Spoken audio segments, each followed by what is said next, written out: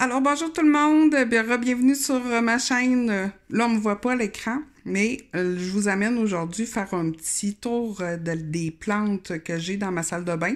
Je vais vous faire le tour de chacune des plantes avec ce que j'apporte comme entretien ou comme soin à ces différentes plantes-là. Fait que ça va faire changement là, des vidéos précédentes. Donc, je vous apporte à ma salle de bain. Fait que comme on voit, j'ai vraiment une belle fenêtre qui est à l'ouest. Puis j'adore vraiment la lumière à ce temps-ci de la journée. J'ai vraiment... c'est une de mes pièces préférées de la maison. Donc, bien sûr, ben là, on a des petits cadres de plantes parce que c'est concept. Mon araignée... Ensuite, ici, j'ai une petite Aglaonema Wishes que mon chum m'a acheté pour ma fête il n'y a pas très longtemps. Ici, j'ai un petit Scindapsus. Je crois que c'est le je suis jamais capable de le prononcer, puis je pense qu'il n'y a pas grand monde. Arigareus. On va l'appeler le petit Pothos Satin pour le moment, avant de trop perdre nos mots. Vous allez voir que j'ai pas la science infuse sur les noms, puis bien souvent, j'ai de la misère à prononcer. Les plantes araignées, moi, c'est vraiment des plantes que j'adore. Autant que je peux avoir des plantes qui sont plus, je dirais, plus rares ou moins communes, autant que les plantes araignées, là, me font vraiment triper. Les plantes araignées, bien souvent, le problème à ce temps-ci de l'année qu'on va avoir, c'est le bout des feuilles vont brunir comme ça. La cause de ça, c'est bien souvent, là, carrément seulement qu'un manque d'humidité ambiante dans votre résidence. Donc, moi, elle est dans la salle de bain, puis même si c'est super humide, oh là, j'ai pas mon petit lecteur d'humidité, là, je l'ai déplacé.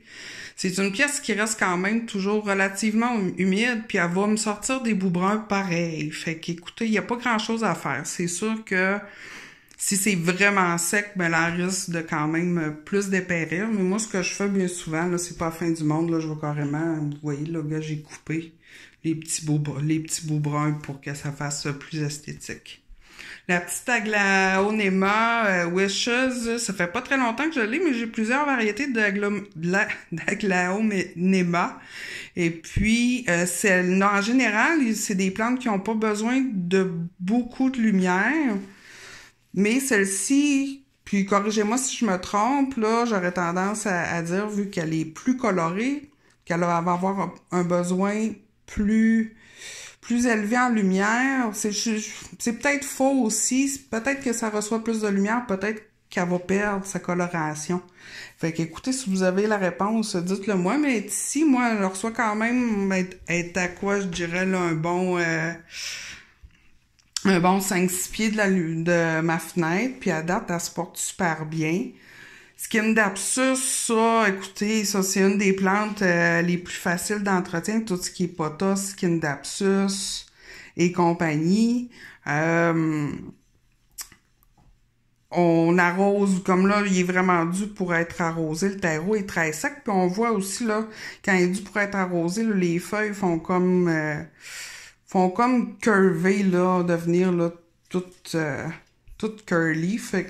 Mais même si on l'oublie de l'arroser, c'est une plante qui va super bien tolérer, là, même un air plus sec, tant que plus humide. De temps en temps, ben là, regardez, là, j'ai oublié de l'arroser pendant un petit temps. Fait que de temps en temps, on va vous sortir des feuilles jaunes, mais c'est pas la fin du monde. Ici, j'ai une de mes plantes préférées. Oh, on va pas très bien avec la... Peut-être que je pourrais me mettre comme ça. C'est pas mieux. Peperomia rotundifolia, je crois.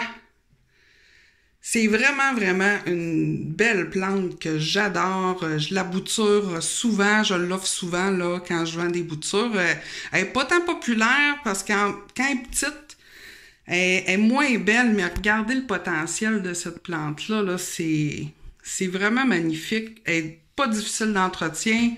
Mais souvent, j'arrive, puis le terreau, là, est très sec. Je laisse sécher le terreau entre les arrosages, un petit peu comme toutes les peperomias. Puis, elle est vraiment généreuse comme plante. Quand je vois qu'elle a besoin d'eau, ben souvent, je vais voir, là, je vais avoir quelques feuilles, là, qui vont sécher et puis qui vont tomber. Fait que dans ce temps-là, je l'arrose, je donne vraiment une bonne douche dans le bain, juste là. Ici, j'ai mon petit ficus Jensen, que j'ai beaucoup de misère depuis un certain temps. Je soupçonne qu'il y a peut-être besoin d'un petit rempotage.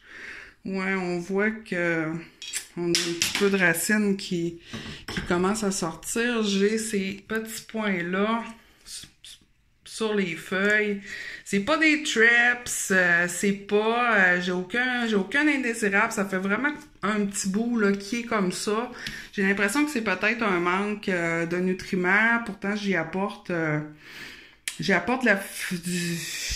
l'engrais, mais en même temps, j'oublie souvent de l'arroser. Les ficus aiment beaucoup avoir le terreau humide, fait que je soupçonne que c'est peut-être ça la cause. Ici, on a un autre pothos. Ici, on a le Enjoy / Pearl and Jade, qui je crois sont deux plantes identiques, que je vais vous en parler bientôt dans une vidéo.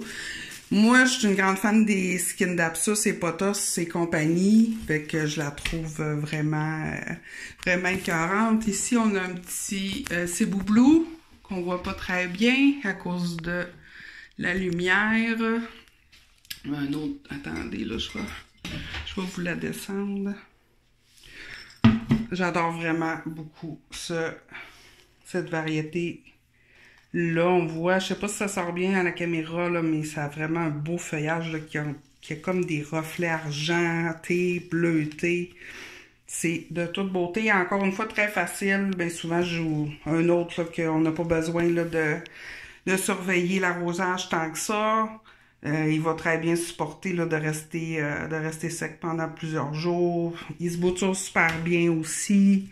Aussitôt que je le bouture, là, il va repartir là, des nouvelles tiges. C'est vraiment une plante qui est très généreuse. J'ai fait du beau terreau partout sur ma toilette. Ici, j'ai une petite bouture de d'Oya compacta, parce que cette plante-là, c'est une de mes préférées, puis je la trouve vraiment mignonne. Puis il me semble qu'hier, j'ai vu que j'avais un nouveau petit... Oh oui, j'ai une nouvelle petite pousse ici. Je sais pas si on va voir. Non, on voit pas. Oui, juste là. Ici. Fait que ça veut dire qu'elle est bien enracinée. Ici, j'ai ma belle Alocasia Frydek, qui est vraiment une de mes plantes préférées. Je la trouve vraiment magnifique avec ses belles feuilles veloutées.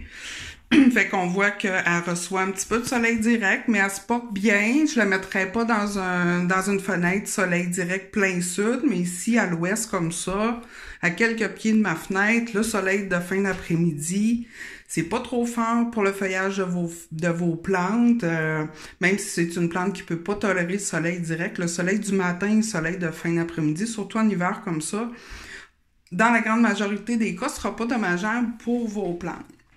Les Alocasia Frydek sont plus difficiles à trouver, mais attendez au printemps. Vous allez voir dans les pépinières, les jardineries, bien souvent, c'est là qu'elles vont être disponibles. Moi, j'ai acheté la mienne au printemps passé chez Borealis au Saguenay. Puis elle était, mon Dieu, là, elle avait peut-être 2-3 feuilles, puis elle était peut-être haute comme ça. Fait que ça pousse quand même relativement rapidement.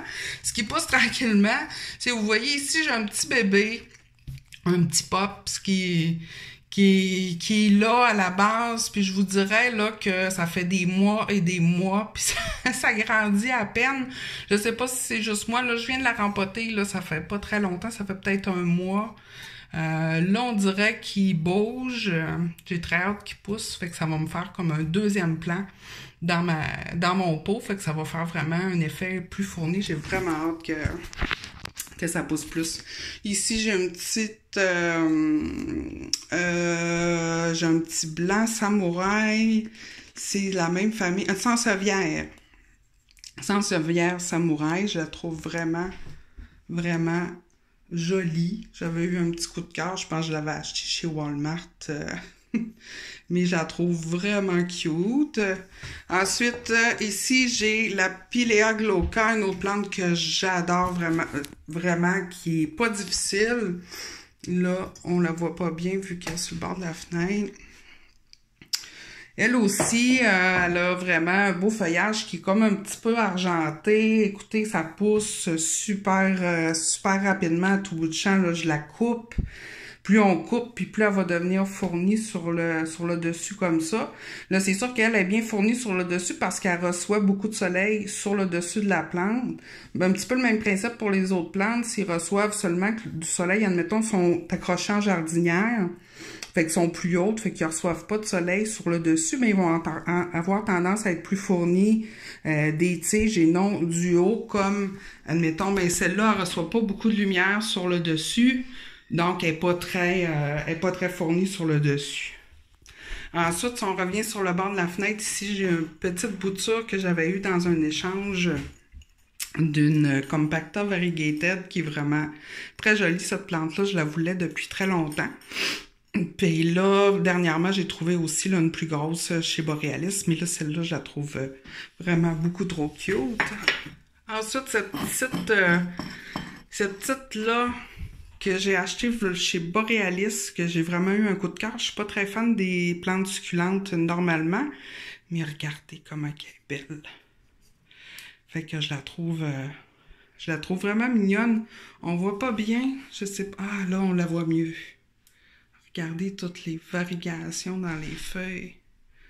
Comment c'est joli. Puis ensuite, bien ici, on a un philodendron Brésil. Encore une fois, c'est une plante qui est super facile.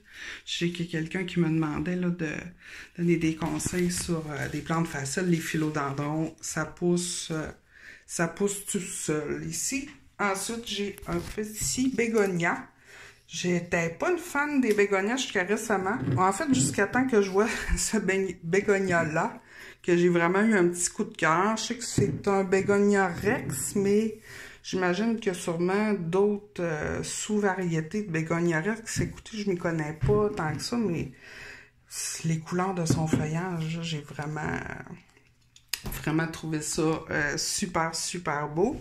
Puis, pour finir, ici, j'ai une petite Peperomia Hope que je trouve vraiment un autre de mes plantes préférées. Vraiment, avec des belles grosses feuilles grasses. Une autre plante qui est facile, on laisse sécher comme toutes les autres Peperomia. Donc, voilà. Ça fait le tour de ma salle de bain. Fait que je vous dis à la prochaine. Bye!